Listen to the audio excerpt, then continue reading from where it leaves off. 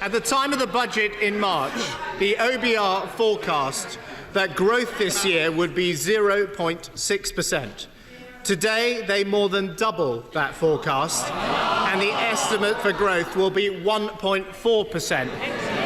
Next year, instead of growth of 1.8%, they are now forecasting 2.4%.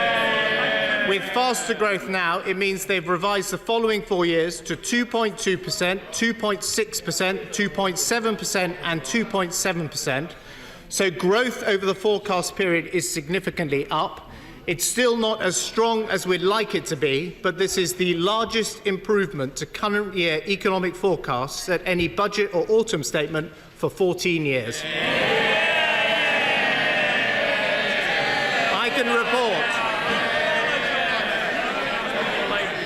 Mr. Speaker, I can also report that Britain is currently growing faster than any other major advanced economy.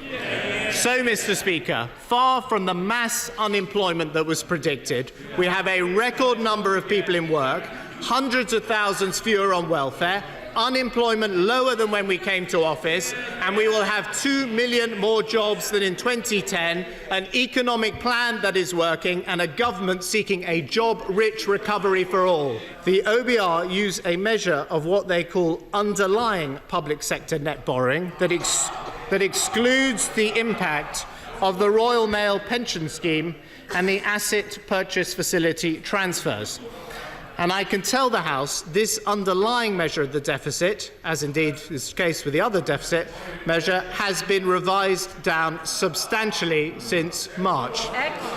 From the 11% back in 2010, the underlying deficit now falls to 6.8% this year. Instead of the 7.5% they were forecasting back in March, it then falls to 5.6% next year, then 4.4%, 2.7%, and in 2017-18, 1.2%. And by 2018-19 on this measure, the OBR do not expect a deficit at all. Instead,